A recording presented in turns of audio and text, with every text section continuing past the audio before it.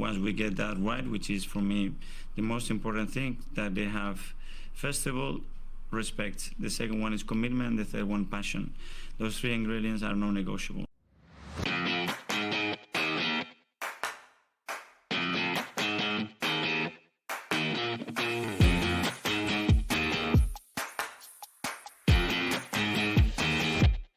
Hello and welcome into the Non-Negotiables podcast. It's Tuesday evening and we're looking forward to tomorrow's Champions League tie against Porto. Before we get stuck into that, just a quick wrap up of what's been happening in the Premier League over the last few days. After a huge win at Burnley and of course Liverpool's big win at Brentford in the morning, Man City dropped the ball a little bit. They failed to beat Chelsea at home. Both teams missed some huge chances and Haaland especially missed a couple of sitters. You expect Nico Jackson to miss them sort of chances. You really don't expect it from Erling Haaland. One thing of interest here, last year as everything came tumbling down, we followed Man City almost the entire way. They would play first, they'd win, it would lump all the pressure on us, and then we'd have to respond. And eventually it just got too much for us. And I really do think it makes a difference who's playing first and who's playing second. It's a bit like in penalty shootouts. You think it shouldn't matter, but the fact is it's something like 66 or 67% of teams who go first in the penalty shootout end up going through, just because when you pile on that pressure, it becomes a little bit more difficult to respond. Next 2 weeks, we go last, so it's going to flip again.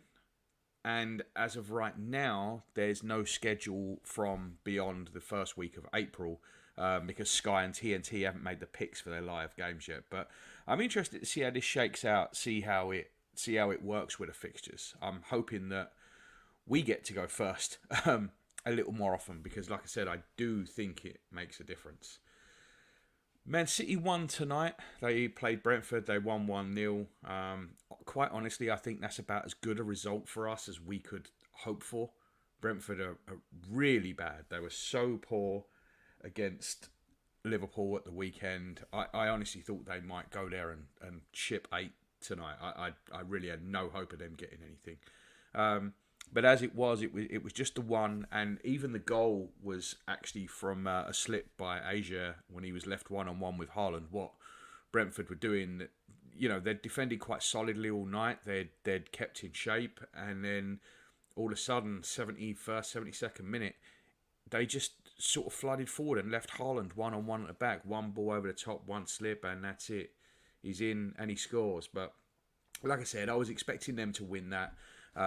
And I think that just the one goal leaves us with a healthy goal difference advantage over them, which, again, might not be crucial, but it could be in the end. So I think that's about as good as we could have hoped. So basically that leaves the top of the Premier League table looking like this after 25 games played. Liverpool are on top with 57 points and a plus 35 goal difference. City are second on 56 points with a 32 goal difference, and Arsenal sit third on 55 points with a 36 goal difference. Man, this title race is tight. It's as tight as it gets. It's as tight as I can remember for a while, especially with 3 teams going at it rather than just 2. And this could swing on the games against each other. Us and Liverpool, we've got our games out of the way. City have got both of us left to play. They go to Anfield in a few weeks, and then we visit the Etihad at the end of March. By then, we might have a pretty clear indication of where everybody stands because, like I said, they could be the games that really decide this title race. I think we've got the more tricky run-in, I would say, because we go to Manchester City, we go to Manchester United, and we go to Tottenham. So we may have the more tricky run-in, but this one's there to be won, and over the next few weeks we're going to see this play out again and again. I'm not sure you're going to see that many twists and turns in it because, quite honestly, I'm not sure the 3 of us are going to drop that many points, but we'll see how this turns out. All right, so on to the Champions League, and it's a preview of the Porto game. It's the round of 16, first leg away from home at the Estadio Dragão. We've got a pretty poor record there. The head-to-head between us and Porto is We've won all 3 games that we've played against them at home by an aggregate score of 11-0. But we are winless in all 3 away games where there's been 1 draw and 2 defeats. The last time we played them was the only time we've played them in the knockout stages, and again it was the round of 16 in 2010. We beat them 5-0 at the Emirates. Nicholas Bentner, Lord Bentner, knocking in a hat-trick. How about that? And we went out there and we lost 2-1 in what effectively really was a dead rubber, because like I said, we were 5 up from the first leg. Something similar this time would do very nicely, but these away games in Europe, man, they're tough. I mean, you've only got to look at what happened to us in the group stage when we won all 3 home games. We scored 12, we didn't concede any, and we only won 1 away. Now, one of those games obviously was a dead rubber. It was the last one away at PSV where we went and drew 1-1 in a game that really didn't matter.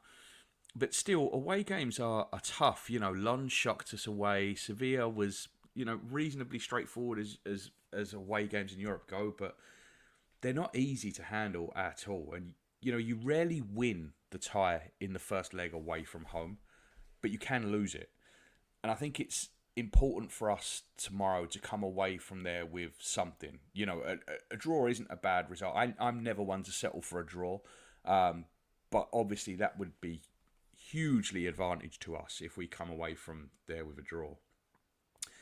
In the group stages, they lost to Barcelona twice and then beat both Shakhtar and Antwerp twice, so pretty much as you'd expect, I guess. They're a high-pressing team. It'll be interesting to see if they keep that style against us. There's no way they haven't seen our last 2 away results, and there's no way that they're not thinking, we can't get beat 3 or 4 here, because then it's over before it starts. So I do wonder if they'll be a little bit more cautious than they usually are. You have to remember they play in the Portuguese league, and it's a bit reminiscent of PSV, really, where there's only a couple of teams that really challenge them every year. But Porto haven't been doing great in the league this year. They are third, obviously, behind Benfica and Sporting, but they're 7 points off the pace. Their last 3 games have been a bit of a mixed bag. They beat Estrella at home last week, but the week before they lost to Arouca, and the week before that they drew 0-0 at home to Rio Ave. So they're in patchy form, really. I kind of feel like they might be a little bit more defensive than they are usually. It doesn't make any sense for them to come and try and attack us, right? There's no point in them coming at us scoring an early goal and then all of a sudden it's over. I think they might be a bit more cautious with that. It wouldn't surprise me if this was a draw, a very cagey match, and then we come to the Emirates and I think we'll blow them apart at the Emirates if it's a draw coming into that. For the team news, Fabio Vieira has travelled to Portugal. It looks like he will maybe not necessarily play a part, but certainly be on the bench. It's good to start getting some of these players back. Partey, Jesus, Zinchenko and Tomiyasu haven't made the trip, and obviously Timber also hasn't made the trip. It's come too soon for them. I don't know what the deal is with Tomiyasu, and I'll be honest, I'm worried about it, because I think you always worry when Tomiyasu gets injuries. These 2-week injuries for Tomiyasu can turn into 3-month injuries.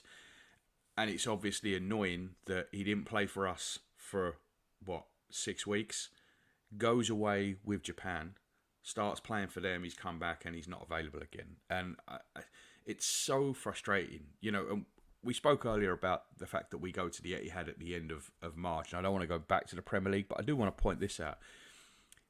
It's the weekend immediately after an international break. And it's an international break that I've no doubt Kevin De Bruyne is going to miss with a slight pull on his thigh, which will mysteriously clear up on Thursday. Erling Haaland will pull out because he lost some hair in a training ground scuffle, and he won't play, whereas Martin Odegaard's going to go 90 minutes twice. All these things pop around your head because we've seen it all before. And with Tomiyasu going away with Japan, playing for Japan, then coming back and being unfit for us again, it leaves a bit of a sour taste in the mouth. It's really not what you want to see. And his new contract's going to be announced within the next couple of weeks. And although I'm happy he signed a new deal, because I think he's a great player, I think he's an excellent player for us, he's just not available enough. And we've got a problem here, really, because we've got Partey, Jesus, Zinchenko, Tomiyasu, and Emil Smith-Rowe. And all of them are unreliable. Every one of them is unreliable. You can't count on any of them. And you can carry one or two players like that in the squad. You can't carry 4 or 5. You just can't do it. So that needs to be addressed, I think, in the summer. I don't know how we do it because I don't know that the market for any of those players is particularly big if we want to sell them. They're on big money and everyone else can see the injury problems that we can see. We would want big money for them and I don't know that's going to happen. So it's just a concern. As for what the actual team might be on the day, like I said, I think Fabio Vieira will be on the bench. Hopefully we'll see him get a few minutes and he can start coming back to fitness. I have a feeling Jorginho might play in this one. I think he might come into midfield. It wouldn't surprise me if it was a similar role to the one he played against Liverpool, where Declan Rice stayed in that 6 role and Jorginho played a bit further forward. That wouldn't surprise me. It wouldn't surprise me if it was Havertz that dropped out, and it wouldn't surprise me if it was Trossard that dropped out and Havertz went to 9. But there is a left field one here. Martinelli played the full 90 against Burnley, whereas both Trossard and Havertz come off. Was that playing into the fact that maybe Martinelli gets a little rest in the week? I don't know. I mean, I would be surprised. The round of 16 in the Champions League away game is not where you rest players. So I would be surprised if that was the case. But like I said, I do think there's a good chance that Jorginho comes in and plays on this. You know, we had the same team out twice in a row. It would be unusual for us to have the same team 3 games in a row this season.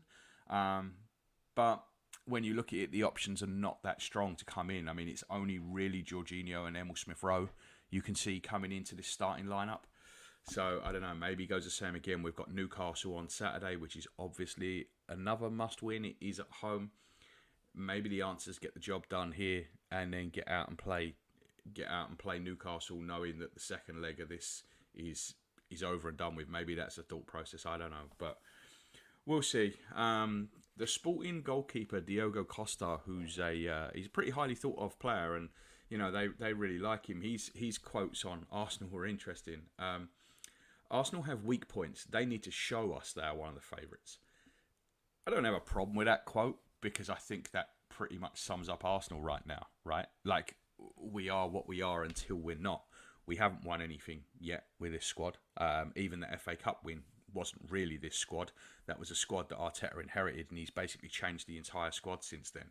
So we do have to prove it. You know, I think that we are one of the favourites for this. I think we're definitely one of the top 3 teams in this competition, but we've got to go out and prove it. We've got no European pedigree to speak of. We've won a UEFA Cup and a Cup Winners' Cup. We really have underperformed in Europe for years and years and years and years. It's a disgrace, our record in Europe, to be quite honest with you. So we do have to go out there and prove it. And I don't have a problem with a player saying that because they should be feeling that way. Arteta had his press conference earlier tonight, and I just want to pick out a couple of little quotes. The first one, he was asked how much belief he has that the team can go deep in the competition, and he said, "It's great. We have earned the right to be here. It's been 7 years since we've been at this table for this kind of match, and 14 years since we've been able to go to the next stage. That's the challenge. That's what's ahead of us, and we are really excited to face it and to go for it with full belief. That's for sure." I am confident in this team. I mean, I think everybody knows that. To me, I think this is the best team we've ever had.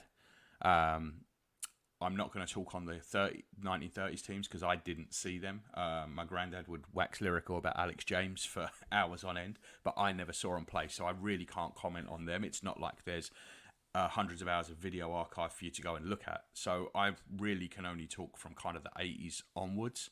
And I think most people would consider, you know, our best years to be that 97 to 2004 era.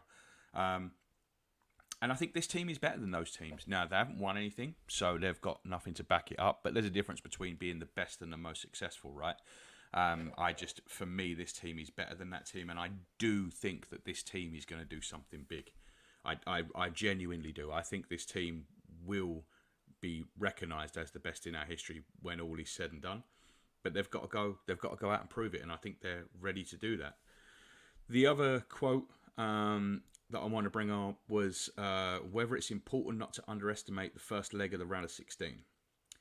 We know how tricky it is. We've been here 2 or 3 months out of the competition, and now we have to face a really different stage of it. All the teams are very, very tough. We have little time to prepare between the 2 games, and the ball is rolling. You have to be very ready because the teams are also very prepared and very dangerous. And I think that's the attitude, right? Like, you can't go in, even though this is a tie that we should be handling reasonably comfortably. Sporting Lisbon last year was a tie that we should have been handling reasonably comfortably, even with some injuries, even with some players being rested, and the fact that we were still going for the title at that point.